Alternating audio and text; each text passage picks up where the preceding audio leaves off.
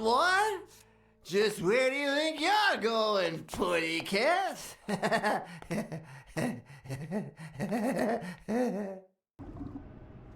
Two sacred principles rule my life. The first is the love I feel for my family.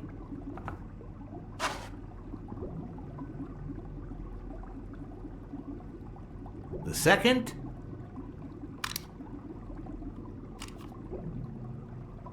never leave destiny in the hands of fate.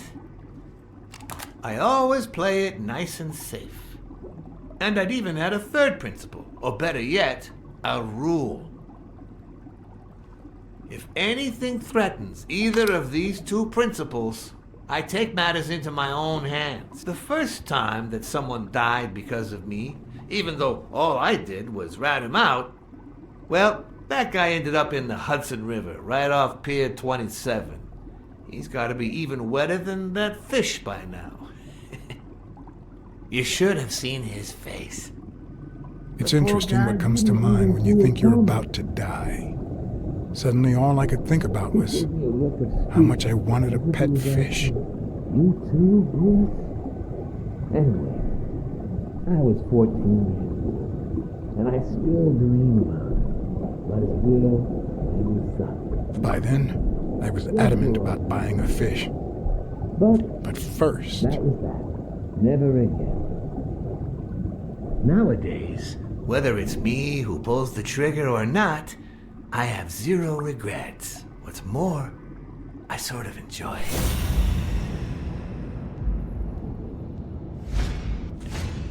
In case anyone had any doubts about who's the boss around here, I'll put my dirty feet on his luxurious table to prove that all of this is mine.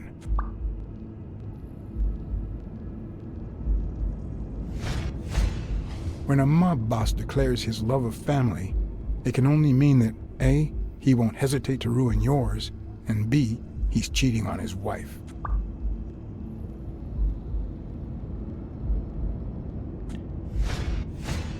The guy never hesitates to pull the trigger. Even if I hadn't seen what he did to Jimmy, I'd know he's not bluffing.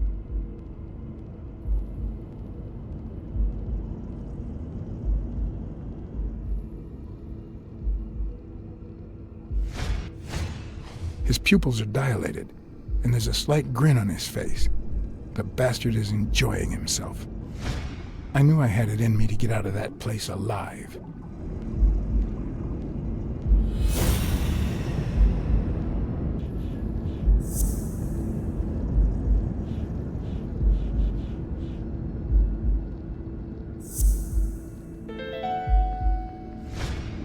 No. O'Leary's wife is having an affair with Colbert? Should I serve this to O'Leary on a silver platter? Or threaten Colbert so he'll get me out of this mess? And, well, that's it, I think.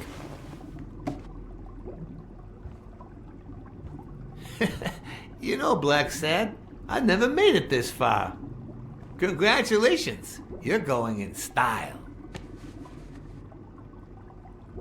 I didn't want to interrupt you because I respect you and your word. Colbert told me to come here. What? Me? No way. You did what? Colbert? When?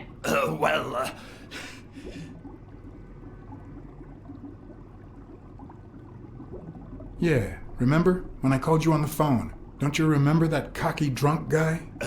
No.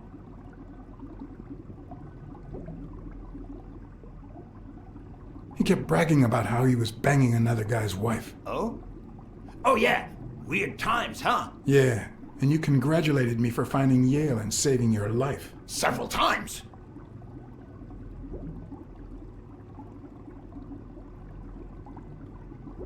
Then you assured me that O'Leary would thank me. Well, I didn't put it that way, but yeah. And then you told me to come here to ask the boss himself. Yeah. I think you deserve it. Right, Desmond? Oh, Blacksad, Blacksad, Blacksad. Thank you. And sorry for jumping to conclusions. First, you get a random beating from my men. And now this. Although you have to admit I had my reasons to be suspicious, you ran away from Yale's apartment, didn't you? But as you well know, you can't trust anyone in this world. Take it. It's only fair.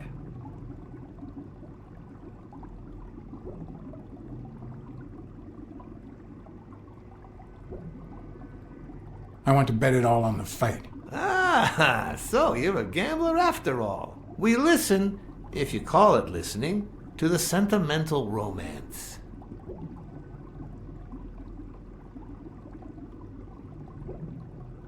Your eyes act like the moon. Ah, a cultured man. Anyway, go ahead. Place your bet.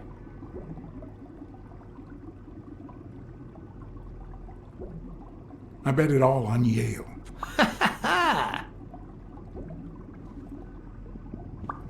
Oh, Blacksad. Aren't these odd hours to pay me a visit? Your message was important, but certainly not urgent. It could have waited until tomorrow, don't you think?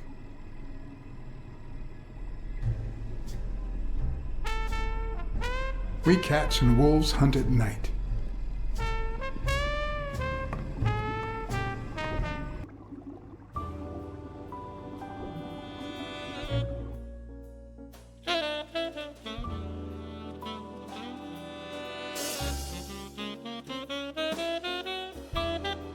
I wish I was a noir fiction writer.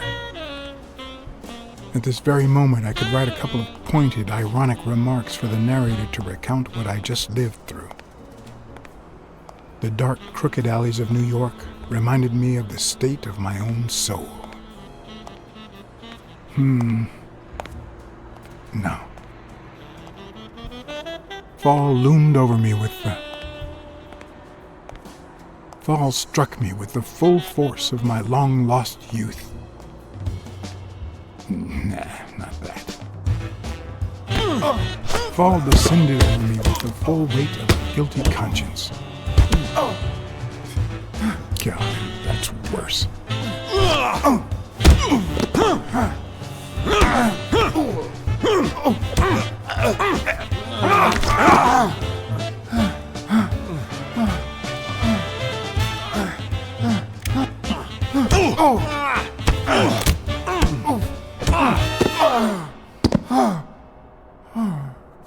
What were you thinking?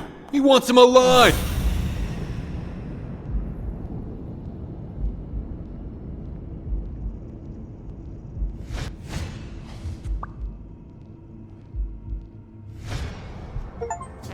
I felt fall seep through my bones like the pain of a good beating. Mediocre, but appropriate.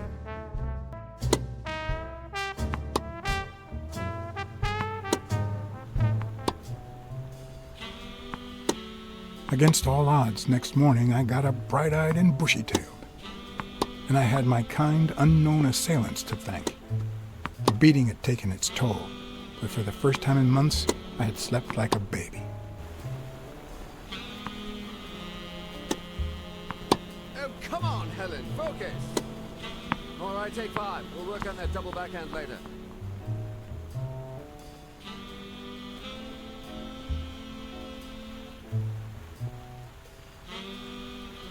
Well, Mr. Blackmore, what can I do for the FBI?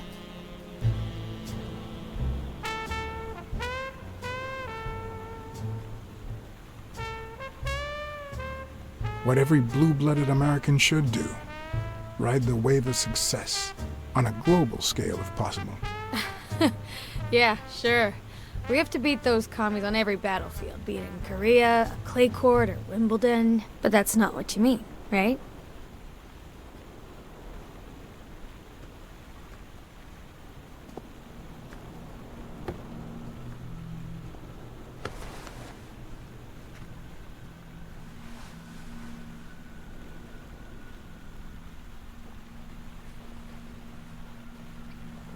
Maybe if we could speak in private? Alec! Coming! You've got 4 minutes, Mr. Blackmore, so... make them count. We know about you and Desmond O'Leary. Wow. The FBI sure knows what it's doing. So, out of the 100 million Americans who know about that, who did you extort to get such highly confidential information? The thing is, well... You see, I'd love to wipe out that part of my past, but whatever. Do you have any regrets? Ads pay more than trophies. Can you believe it? Being associated with such a shady character could only damage my reputation.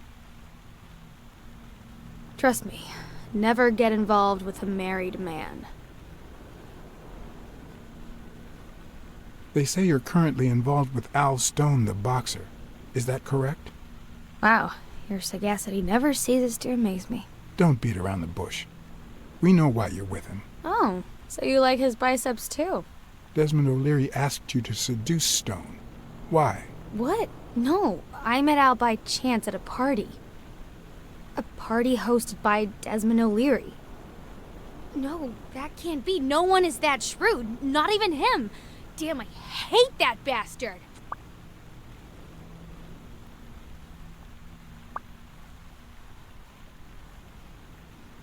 We're aware of at least 6 rigged games during your first year as a professional player. And? You won all of them. Are you trying to offend me? I give my all on the court. I can't be held accountable if my rivals don't do the same. Go interrogate them. In any case, now I know why you mentioned O'Leary. What do you really have against him? And don't say illegal gambling. We've got reason to believe he's working with the Chicago mob. This isn't just illegal gambling anymore. It's organized crime. I'm serious, Miss Moore. America can't afford to let anyone shake its foundations like that. And America's sweetheart can't afford it either. Help us out. Talk to us. And why should I, Mr. Blackmore? What do I stand to gain or lose? The FBI always returns a favor. Oh yeah? Are they gonna rig my games? This is actually quite simple.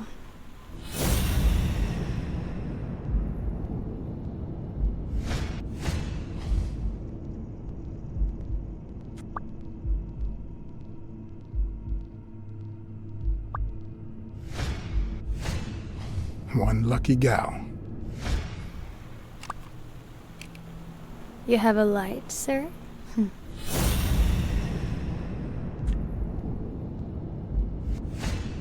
The pearly white teeth of someone who barely smokes. Am I making her nervous? Damn. I'm almost out of fluid.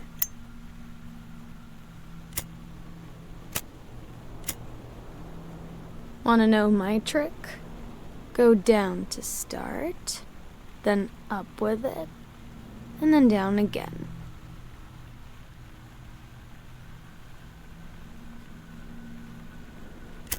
Don't worry, I'm not making any assumptions about your masculinity.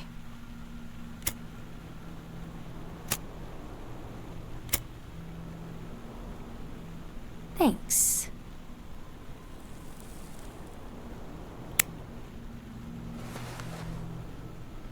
I don't know what you want me to say. You're trying to frame O'Leary, perhaps rightfully so, but I think you're barking up the wrong tree.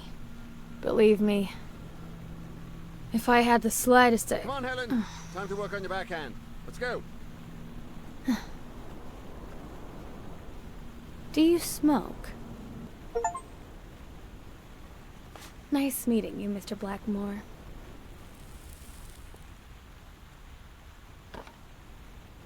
Did you bring my water?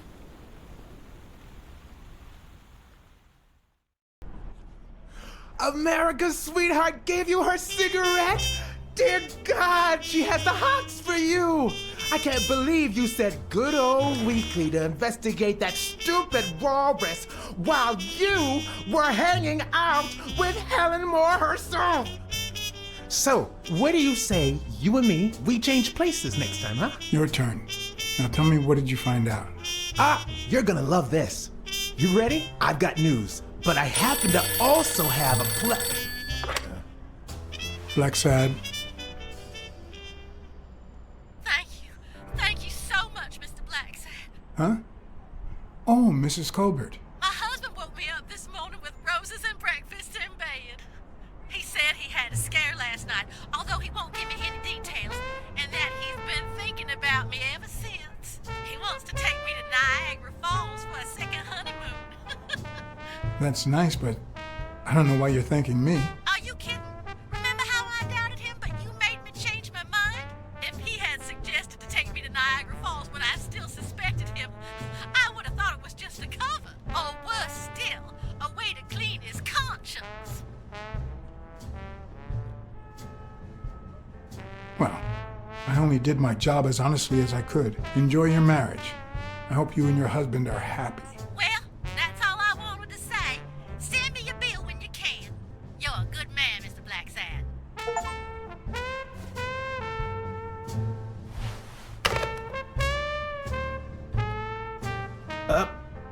But what just happened? Is there anything you didn't tell me? Maybe. But now it's your turn. Tell me about Cassidy. Come on, spit it out. I didn't find anything suggesting that Cassidy had anything to do with Dunn's murder, but... That's quite the tale. But I know Cassidy will be playing poker tonight with one Howard M. Farnham II, a Texas tycoon looking to get his claws on the boxing business. I also know that he and Cassidy have never met in person, and that Farnham, who's staying at the Balford Hotel, hasn't left his room. Apparently, he spent the night with 3 bottles of bourbon. So, here's my incredible plan. I'll go to the hotel, I'd knock him out, and then take his place in the poker game. That way, I'll get Cassidy talking. What do you think? Incredible, right? Couldn't we agree that you would handle Helen Moore while I dealt with Cassidy next time? No?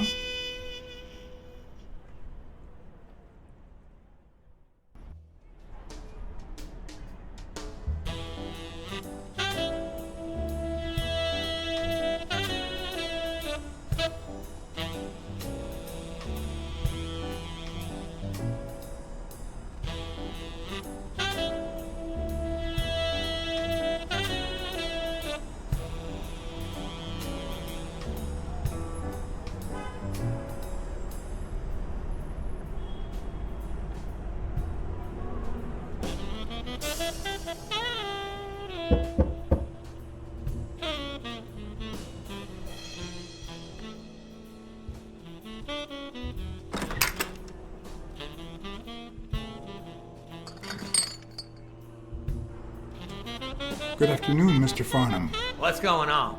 Allow me to introduce myself. John Blackmore. I work for Frank Cassidy. He asked me to bring you these bottles so you could choose which one you prefer for the game. Oh, sure. I was fixing to leave, but I guess them monuments ain't going anywhere. Well, come on in then. Getting in Farnham's room was easy. Earning his trust was another story. But I always have an ace up my sleeve. Blackmore? You okay, partner? The best way to earn someone's trust is to make them believe they've earned yours. And sometimes, the best way to fake it is to tell the truth. I don't know where to begin. I accepted money I don't deserve. And now it weighs on my conscience. Let me tell you something about life and business, son. Our Lord didn't separate his creation into rich and poor just for the fun of it. If a man has the money, that's proof enough he doesn't deserve it. You hear what I'm saying? One of the tricks of this trade is to be wary of the biases we all have. They cloud our judgment and blur the person in front of us. painting them with the shades of our preconceived notions of who they should be. But every once in a while, you run into someone so locked in personality that they can only be regarded as a stereotype. Farnham was a disgrace, not only to himself, but to Texas and the entire human race. To think I had to impersonate him. I wish I was like you. You seem so content, so free of burdens. Stop right there, partner. You think this old dog don't have ticks? Let me tell you something about my first wife. Woo-wee! Once I had gained Farnham's trust, the hard part was deciding what I needed to know to become him and not get myself killed.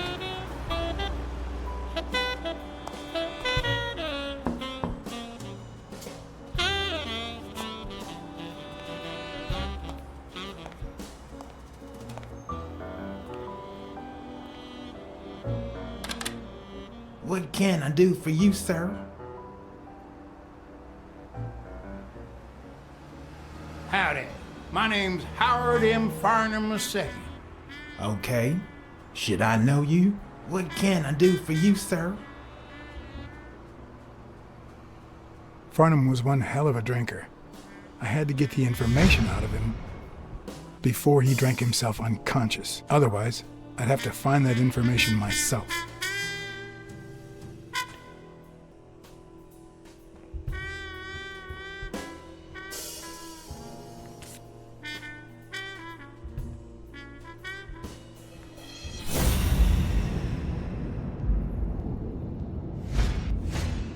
This'll surely imbue me with the Texan spirit.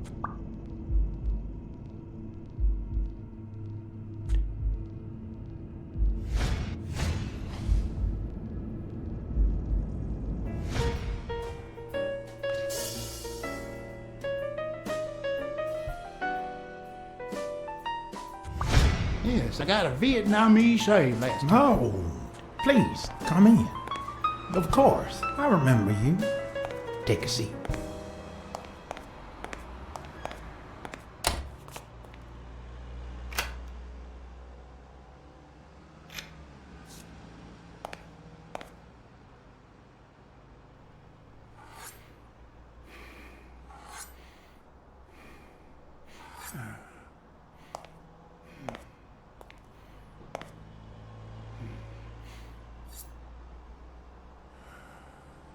I'm sure you'll understand we can't be too careful.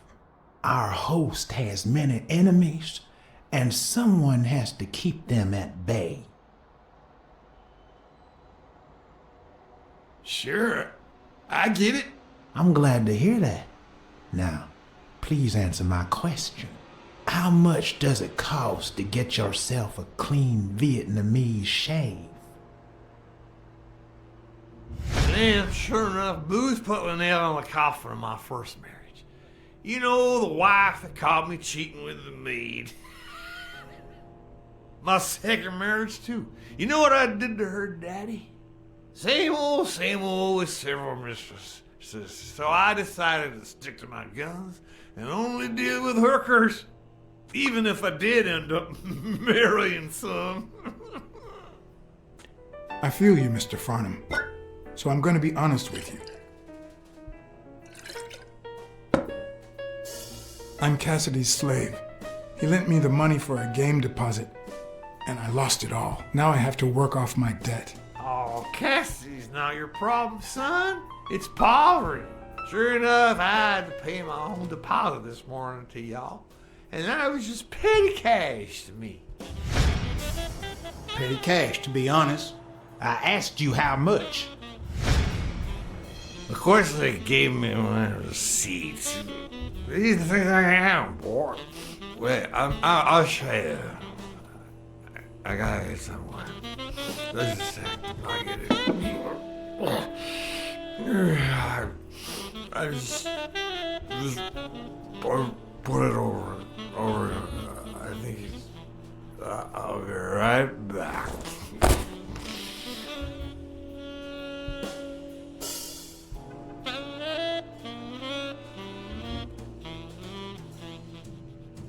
Ding Dong?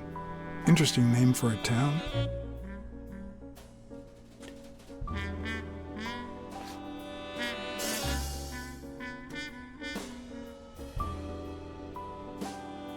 Why didn't you just say you had the receipt in your pocket? I'm almost certain, but tell me, who told you to come to this barber shop? Let me tell you a little secret about my first wife, sonny boy. When I met that woman, she had no manners, no money, no... Who in the hell?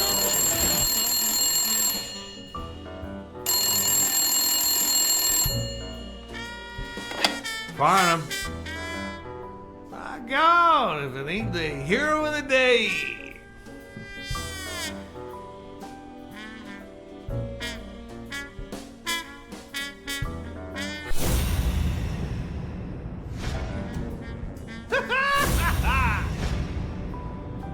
Knowing Farnham, the owner of this bra only came here for business. I'll be damned.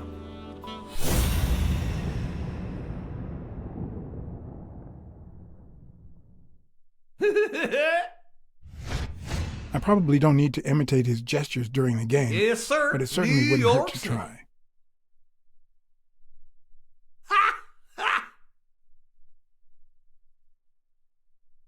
Sure enough, I'm fixing to play poker with him. It's not going to be easy to sound Texan, but I'll give it my best shot.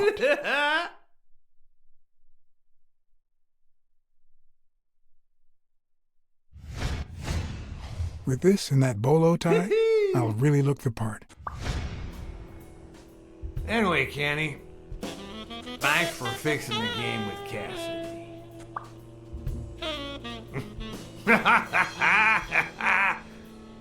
God bless you, brother.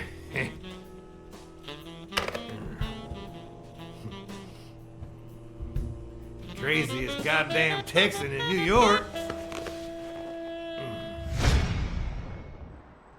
My good old friend Kenny. Craziest goddamn Texan in New York.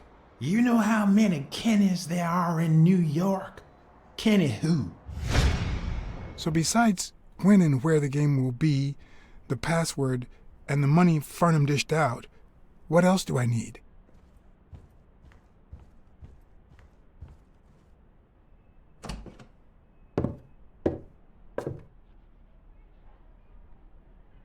Luckily, there was only one Kinney in Farnham's address book, Kinney Eakes, residing at...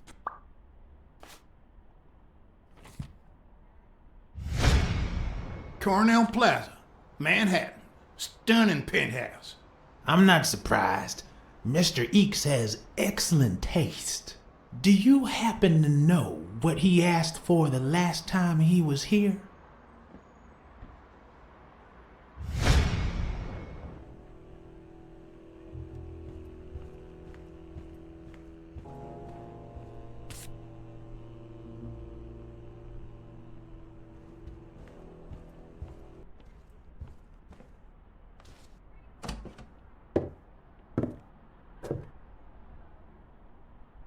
No matter how superficial someone may seem, there's always a way to win their heart.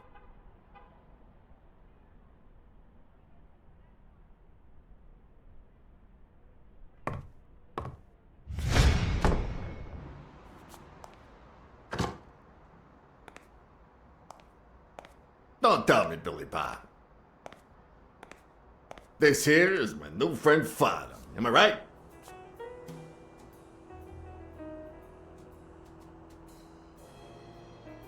Sure enough, your barber was fixing to give me a shave. You can get a good shave at another time. Billy Bob is always at our beck and call. Of course. Hey, come on.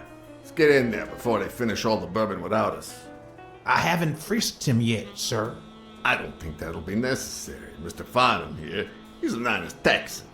And I'm sure he'll hand over his weapon if we ask him to. Right?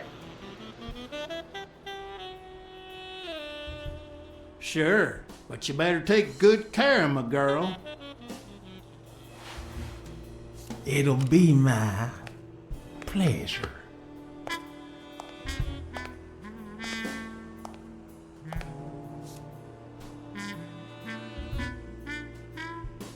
Welcome, gentlemen. chips are on the table and guns are in the safe. Now, we got a lovely night of poker ahead of us full of smoking and bourbon. So let's get started. Take a seat, Mr. Farnham. Let me introduce you. To my right, wearing gray boxers and weighing in at 140 pounds, the owner of Pink Vice, the largest meat market in all of Manhattan. In other words, a real son of a bitch. No offense to the women he exploits. Our reigning champion, Oswald Quince. A title I aim to keep, provided our new contender here doesn't interfere.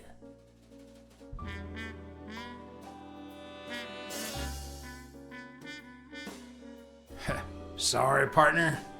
You ain't got a chance in hell. But look at it this way. You're fixing to learn new tricks. For better or for worse, I only need one trick. Playing well. The truth is that our friend Farnham owns the largest and, I dare say, most entertaining establishment in Texas. Really? So we're colleagues then? Yeah, you wish, Quince. He owns a casino. Damn. And it's not even in Austin or Dallas. It's actually in a little town called, what was it? Darn it. I looked it up the other day. Had a funny ring to it. I hate it when this happens. I thought they moved all Texan casinos to Vegas, where gambling is legal. You mean Ding Dong, Texas? Ding dong! That's it.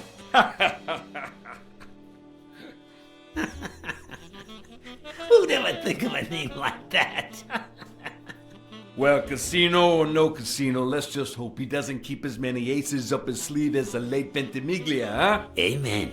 To my left, wearing brown boxers and weighing in at 396 pounds. Frank, show some respect, huh? The hospitality tycoon, Polly.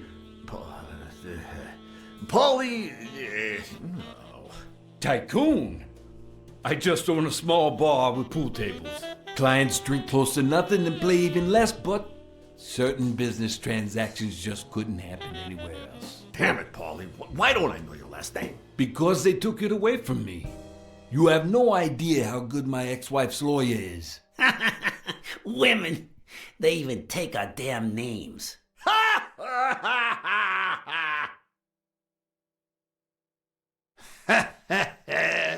You're too much, Paulie. When you're done sightseeing, why don't you drop by La Iguana for a game of pool? And I'll buy you a drink. But I have to warn you, my clientele isn't crazy about furry fellas such as yourself.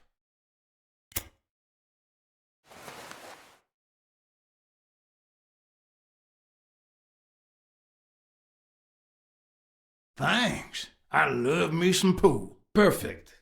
It'll be my pleasure. You're looking to start your own pool business, Farnham? This guy here wants to start a boxing association in Texas. And guess who he's turning to for advice? To be honest, several things got me worried, so I'd be much obliged for any counseling. So, what worries you? Rebel coaches like Joe Dunn. Oh, I see you done your homework. That bastard wouldn't accept the most basic rules. For example, banning boxers from official competitions when the managers don't belong to my association. Hey, don't get me wrong, I'm sorry for his death. But if they ever find the murderer, I'd be glad to pay his lawyer fees. Billy Bob, bring out the bourbon. We're drying up here. I'll deal with a fresh deck, of course. We respect traditions in this establishment. Poker is as boring as it is simple. All you need to do is read people's faces. And even the worst detective has that trick up his sleeve. The real issue is knowing what to play for when there's much more than just money at stake.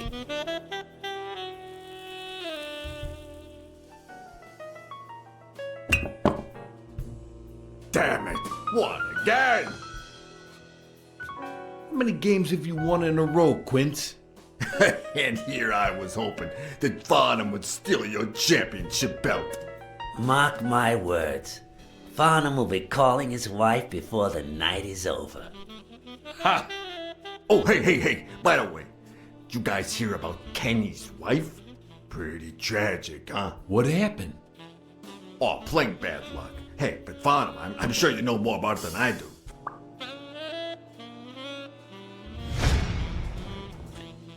Anyway, Kenny, thanks for fixing the game with Cassidy.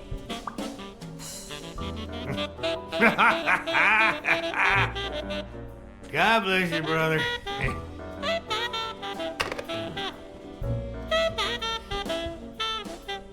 Craziest goddamn Texan in New York. And the poor fella's already got enough on his hands now that his wife. Women just gotta have their vices. But she's in a rehab clinic now, hooked on tranquilizers. That's it, tranquilize. Don't tell me women don't have their vices, too. Bring out the bourbon, Billy Bob. Come on, give me the bourbon. Maybe I spoke too soon when I said that poker is easy for a good detective. Even when you play to lose, it's best to win the occasional hand to avoid suspicion. But with Quince, it was just impossible. Well, I'll be damned! I don't believe this! See what we mean, Farnham? I still don't get why you keep coming for more, boys. I'm starting to think you all lose on purpose. In which case, you're about to have a blast. Poor Farnham. Came looking to make big bucks in the city with his boxing, and he's gonna lose it all with poker. I hope your counseling will make up for it. Yeah, so how can I be of help?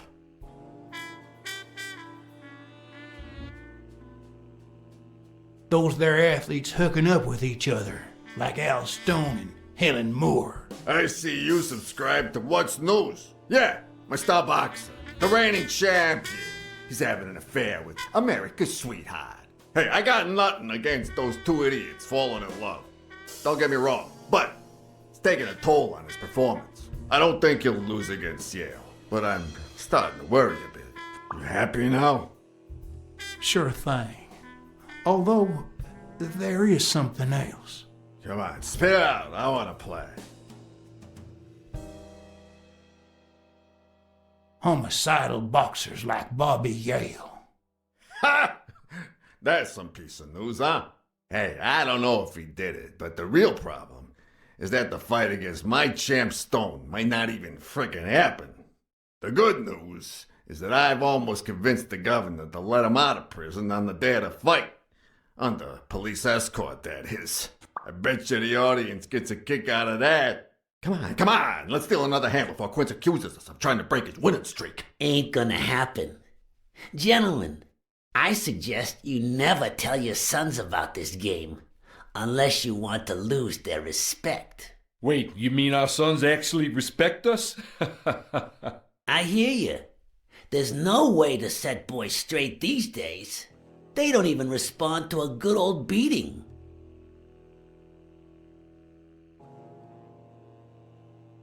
I dare say Texan boys do respond to a good beating.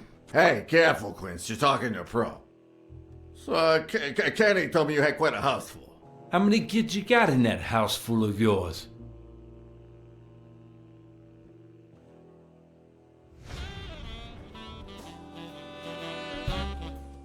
No, that son of a bitch was about to choke on his own vomit.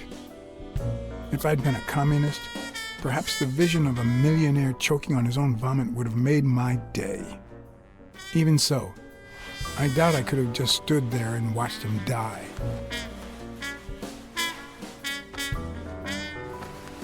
No, deserving or not, the man would live.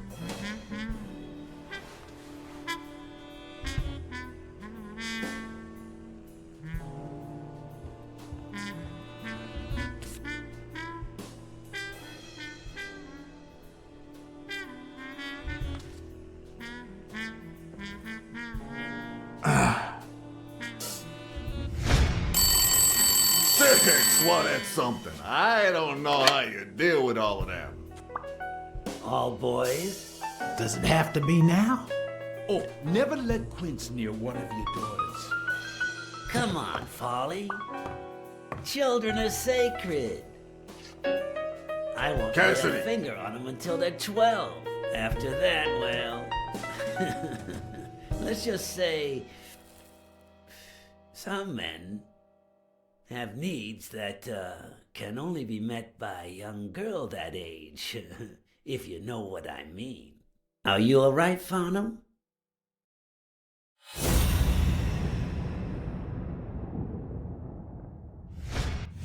That damn eagle represents the lowest scum of our society.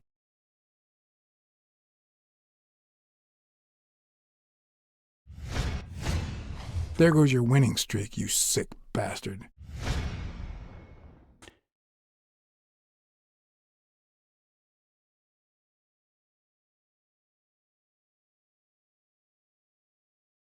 Sooner or later, the police are gonna bust your ass. Quince. What the hell are you talking about? I bet you're as bad at hiding those poor girls as you are at keeping that ace up your sleeve. What? You lying piece of shit? Quince! Don't believe a word he's saying, Frank.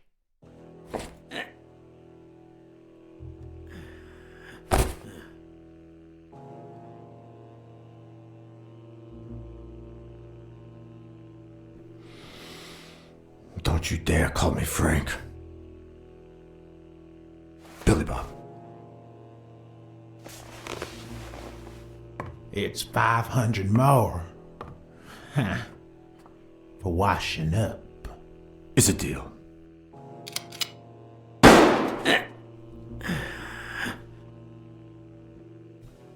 And good call, Father. I owe you one. Please, take that flying scumbag's tokens. And mine too, if you want them. I'm feeling generous. Hey, turns out the governor accepted my suggestion to let Bobby Yell out of prison on the day of the fight. Hey, this is turning out to be the perfect night. If you decide to go ahead with your new venture, call me, Farnham. Your behavior at last night's game was utterly insulting. Never contact me again or I'll put an end to your pathetic life. If our common acquaintance should ask you about your business endeavors, tell him that boxing is too violent for you. Signed, Frank Cassidy.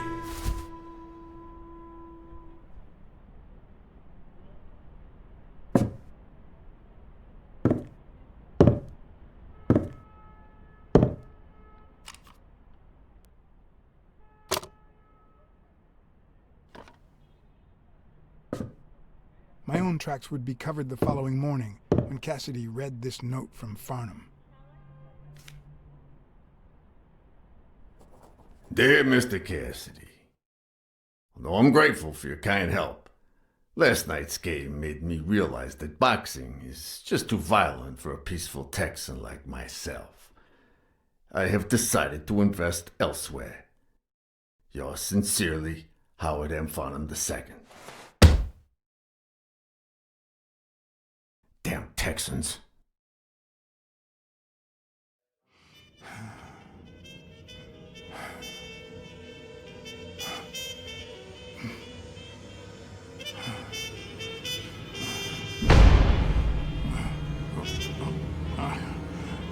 As for me, it was the first time in days that I had gone to bed without my daily baby. A real shame.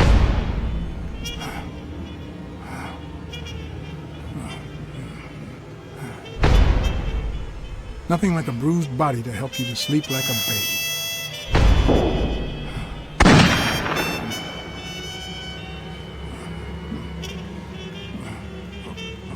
Maybe I should have given myself a beating.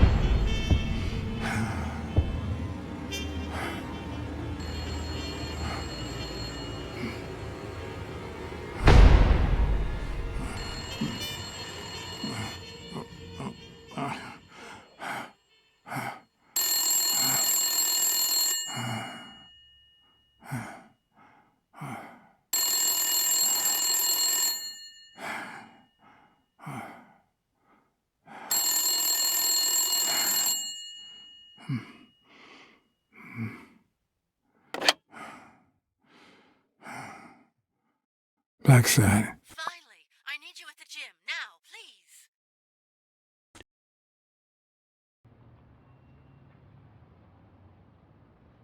It was like this when I got here.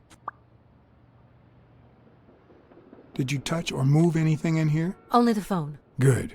Calm down. I'll take care of this.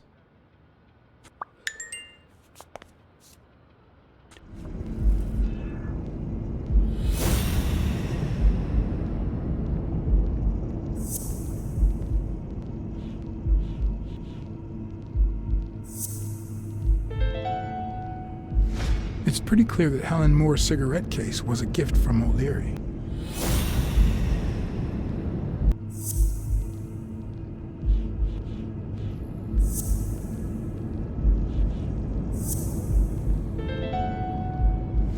It looks like O'Leary has rigged the fight between Stone and Yale.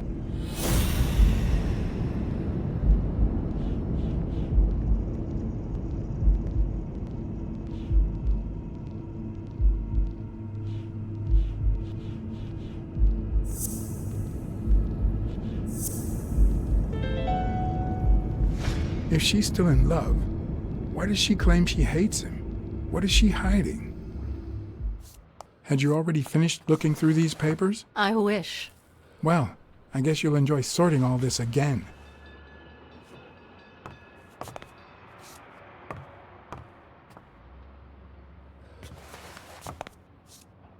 Bingo. What is it? Nothing. Just a freshly signed contract.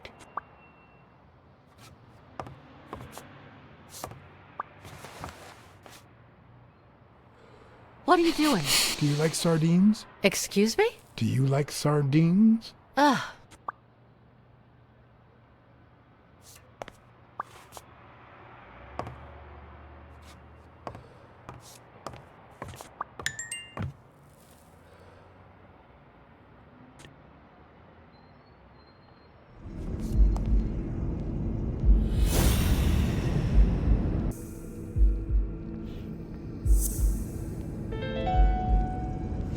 No, the footprints don't match.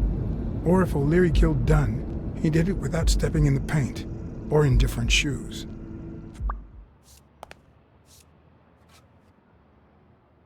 Not that I suspected otherwise, but it's obvious they weren't looking for money. Looks like the burglar isn't interested in bureaucracy. Did they take anything? No, although...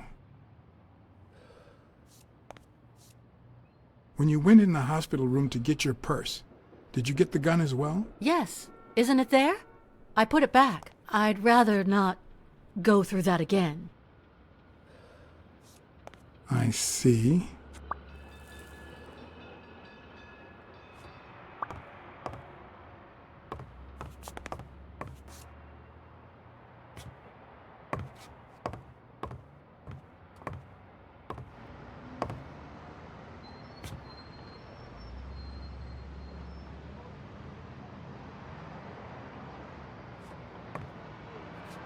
Is this yours? I think it belongs to the new cleaning lady. Mary just wasn't working out, so she left. Clarice Freeman? Yes. You think she did this?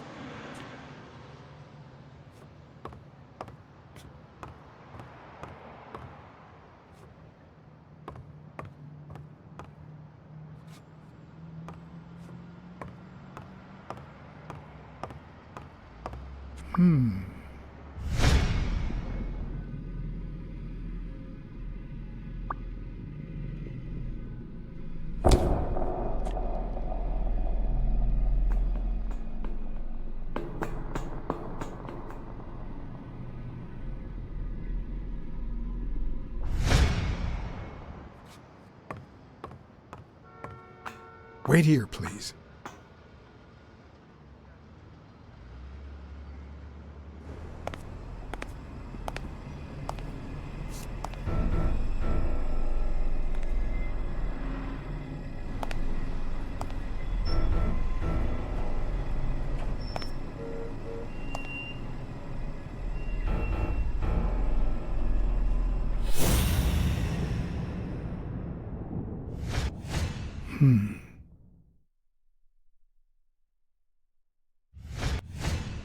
could be a knife wound.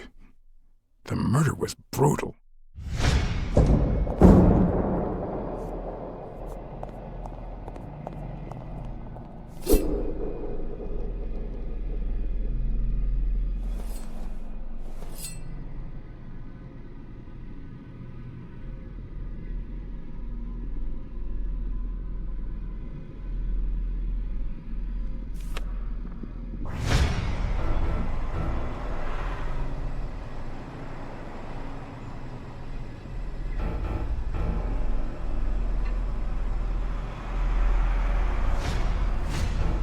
I can just picture her saying, "Honey, I found a job. We're finally gonna make ends meet."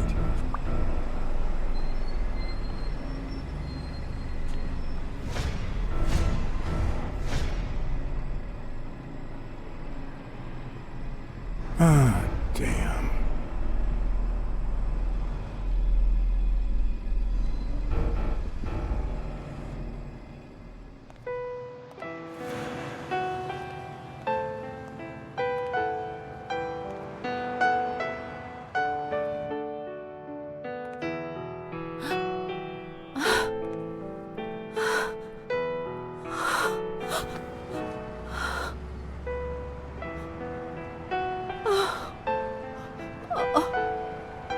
I want you to call the police, Sonia, and then go straight to a friend's house. Don't even think about going home, and definitely don't come back here. I'm staying at a friend's house. I haven't even set foot in my father's place yet.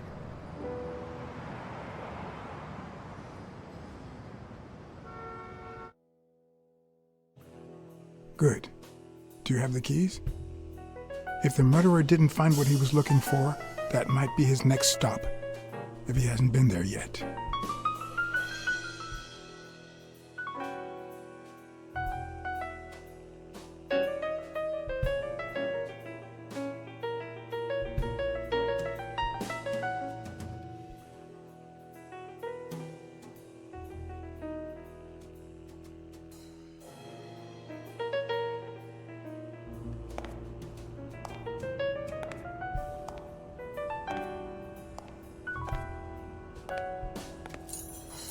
For once I had the keys to the place, which meant I wouldn't have to use my lockpicks or...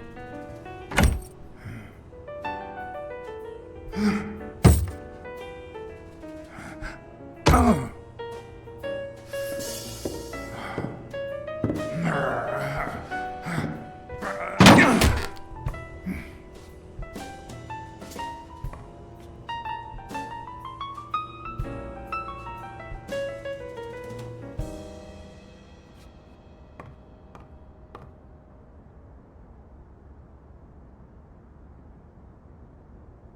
Look at that. The guy sure had good taste.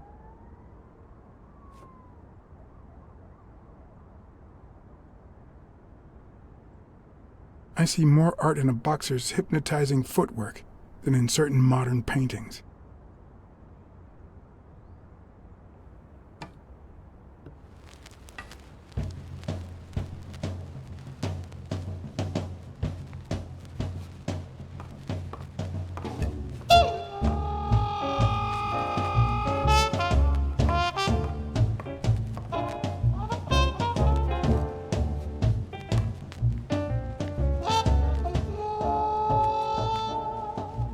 It doesn't look like anyone picked the lock.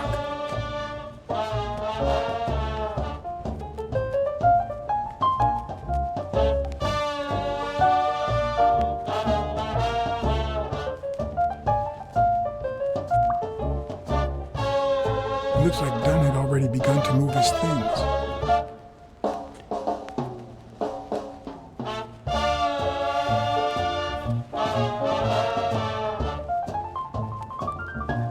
Dunn?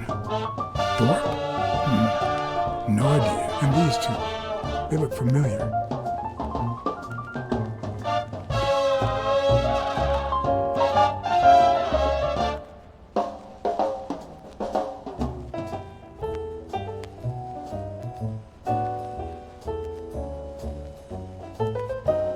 It's hard to believe that a pair of boxing fists could play something like this, although I'm sure he had the lungs for it.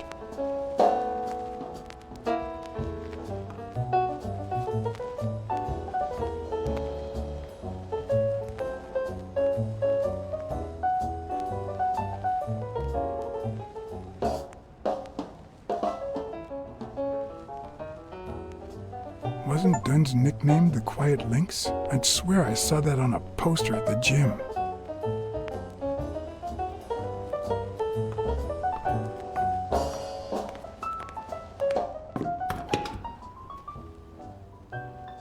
Ready-made meals on airplane trays in front of the TV. Who would have thought we'd end up eating like this? Dunn died 4 days ago, and that lettuce still looks okay.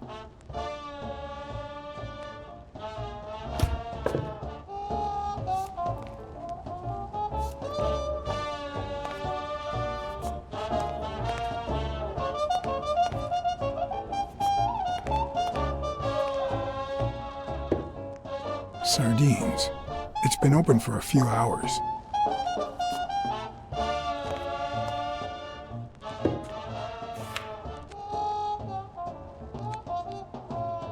Of course. Now I see how Dunn bought the apartment he was going to share with Mary. This place has to be empty in 2 weeks for the new owners. I wonder if Sonia knows about this.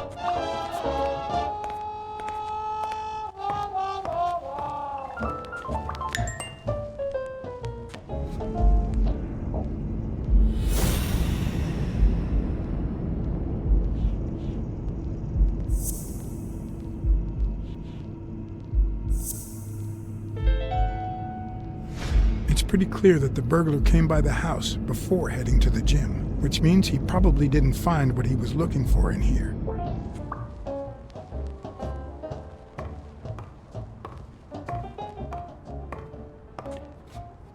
You still looked at her every morning, so many years later, with a new love? Maybe we don't need to forget. Maybe pain just transforms into, I don't know, something.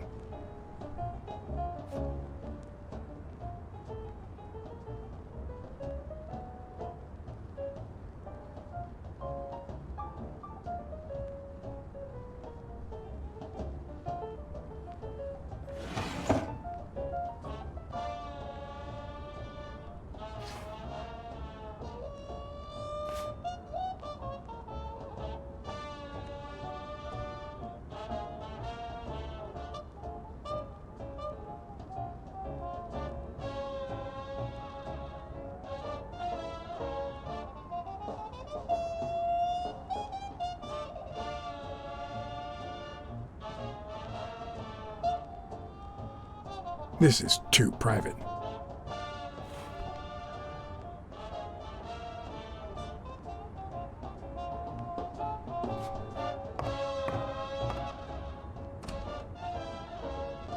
Another empty closet.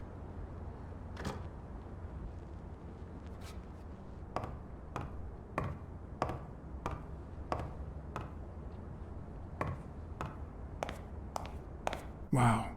Could Dunn really afford such luxuries? Or did he only want to impress Mary?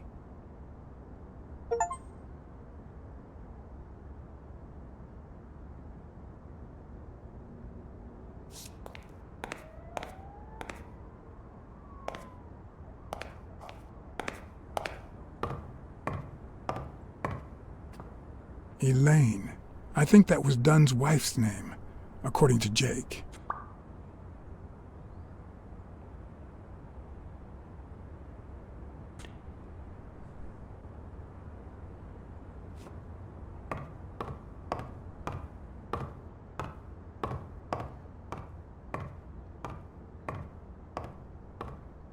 Could this be the origin of Sonia's interest in business management?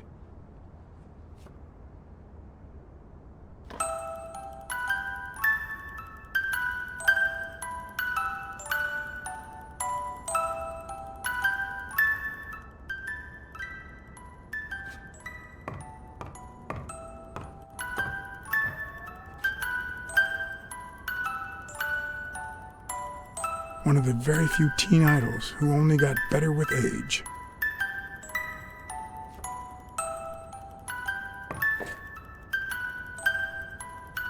What's this doing here?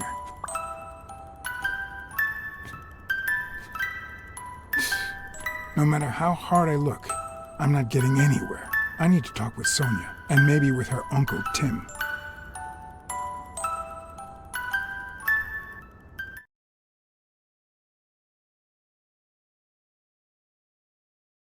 It brings back, I don't know.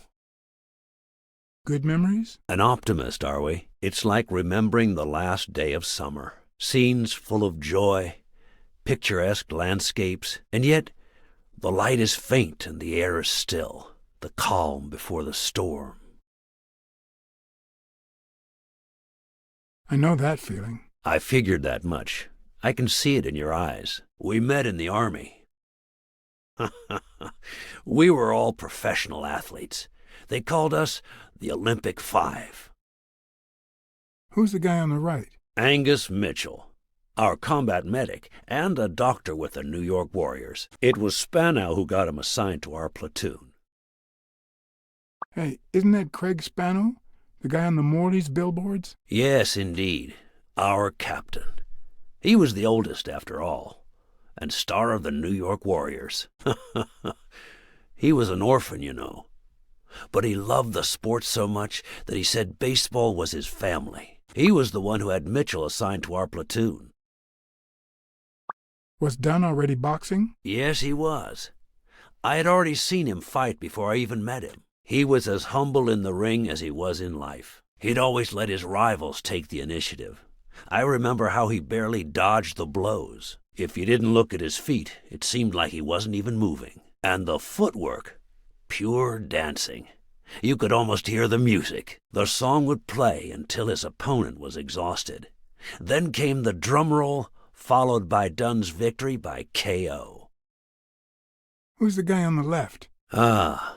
Victor Sukovsky, the athlete. You've probably heard of his medals. What about you? I had just signed with the Milestones. I hadn't even played my first game, but people said I had a bright future ahead of me. And you did. The cop at the hospital sure seemed happy to be the proud owner of a Tim Ironarm Thorpe autograph.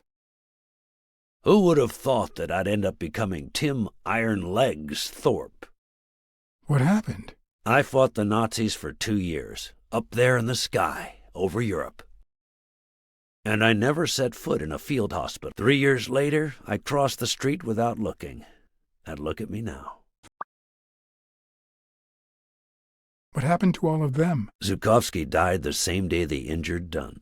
Dunn received an honorable discharge and came home. He quit boxing and opened his gym.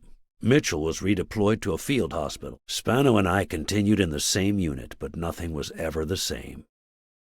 You see what I meant with the last day of summer. And after the war, well, who the hell cares? I do. What happened to Spano? Well, you've seen the billboards. He made it big time. When I was forced to retire, I got him some advertising deals. That's how I founded this agency. But then, something happened to him. He became sullen. He fell out of shape, and slowly but surely lost touch with reality. He withdrew from public life and broke off our friendship. Haven't heard from him in, 3 years? And believe me, I've tried to contact him.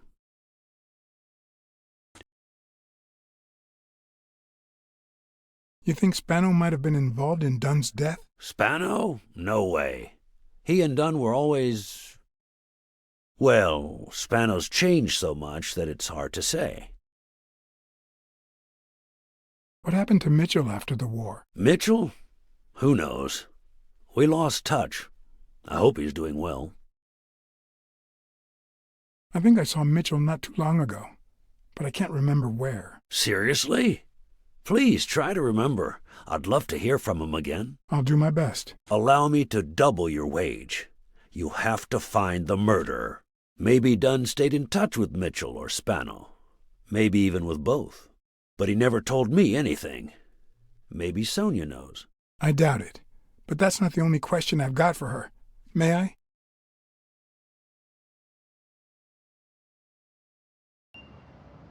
Yes?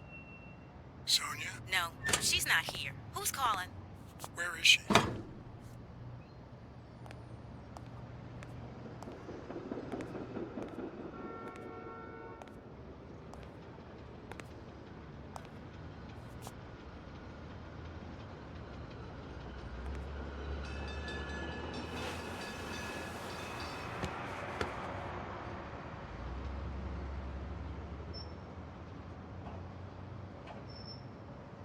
please don't. Have you ever wished you'd never been born?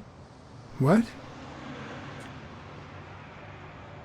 Yeah, sometimes. Then we're both in the same boat. First time was right after moving to New York. I hated my mother. She was the reason we moved from the countryside and the smell of freshly mowed grass to this dirty city and the smell of medicine. Her medicine. The second time was after she died. I hated myself for having hated her before, for not having loved her enough. The third time was when my father shut himself off.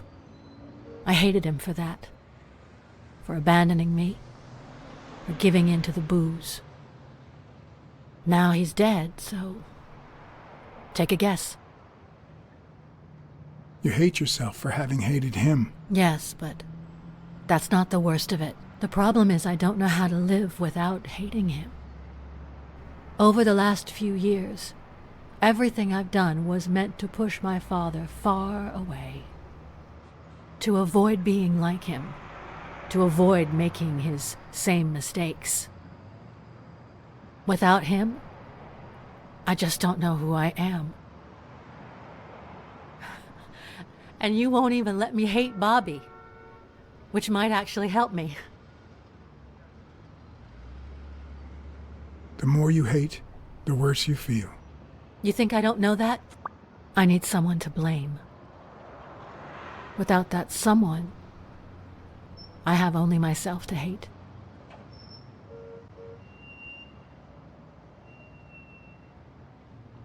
Hate me. A good detective would have found the killer by now. That's nonsense. You've already come so far. I'm sorry I haven't been a little more grateful. In any case, you shouldn't hate yourself. You are... No, you have such good qualities.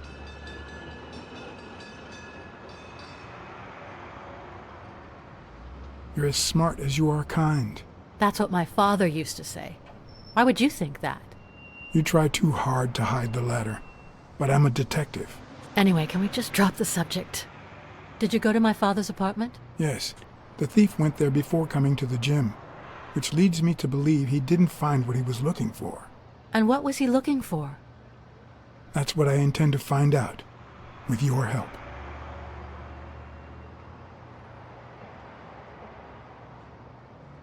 Your father sold his apartment. The new owners move in 2 weeks. What? I'm sorry. I think he used the money to buy a new place with Mary Purnell. You'll have to talk to her sooner or later. My father. Even now, he finds new ways to make me hate him. I found a picture taken during the war. The Olympic 5.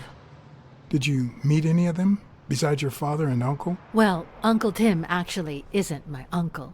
No? He and my father loved each other like brothers. Did he tell you that he saved his life?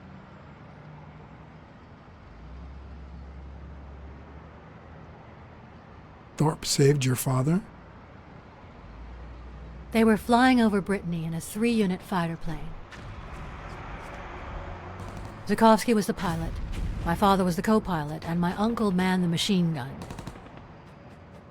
Suddenly, enemy fire killed Zukovsky and injured my father, which is why he never boxed again. My uncle jumped out of the gun turret, ran to the cockpit, and managed to pilot the plane to safety. Oh, the times my father told me that story. And now...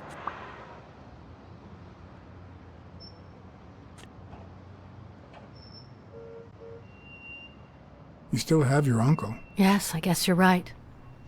Maybe he can also save me.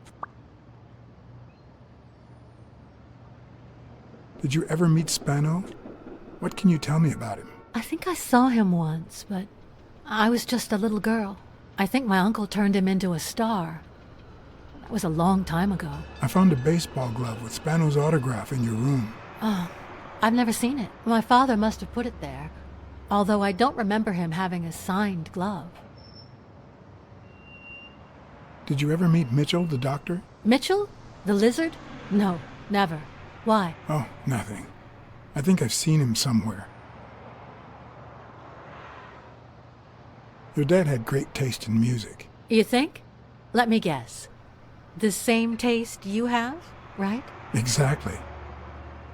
You don't know how happy that makes me. I saw your old room. That's embarrassing.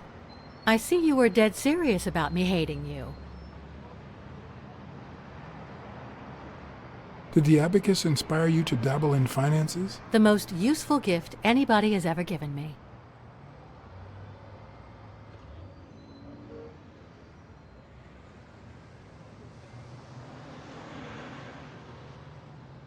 A gift from your Uncle Tim? He used to say that in this day and age, a woman should know how to count. My father didn't agree, but he didn't oppose it either. People thought he was a liberal because of his attitude towards racial issues. But at home, things were different. I'm also a fan of Frank Papalia. Oh yeah, the poster. I only liked him because my father thought he was too modern. But I'm glad we agree. I thought you shared my father's taste in music.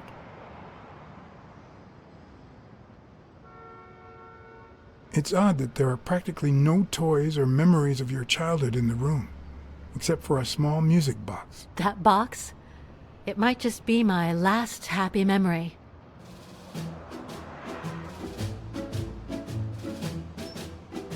It's from before my mother got sick and we moved here.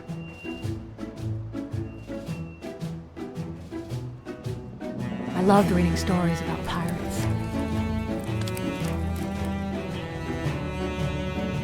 So my father drew a treasure map for me. I searched the whole house, one clue at a time. It led me to this enormous tree in the yard where Daddy had put up a tire swing. X marks the spot, so I dug to find my treasure. I loved the music it played, the ballerina and the little secret compartment. Oh, the secrets I kept in there. I think it's the first time I heard you call your father Daddy. Really?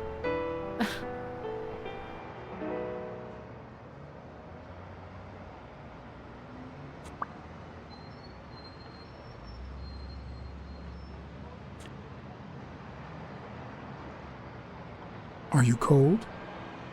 A little. Maybe I should go. Anyway. Thanks for the company.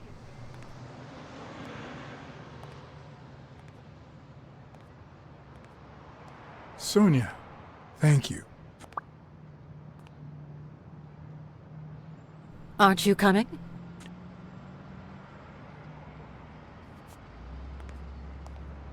I knew I was looking at a solution, but what exactly needed solving?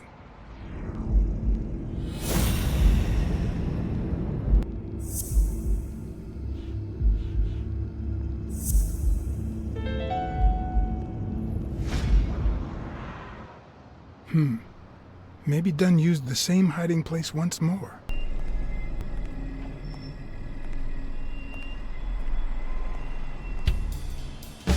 I'll never understand why detectives and criminals bluster while they fight each other in the pictures. What a waste of breath, focus, and energy.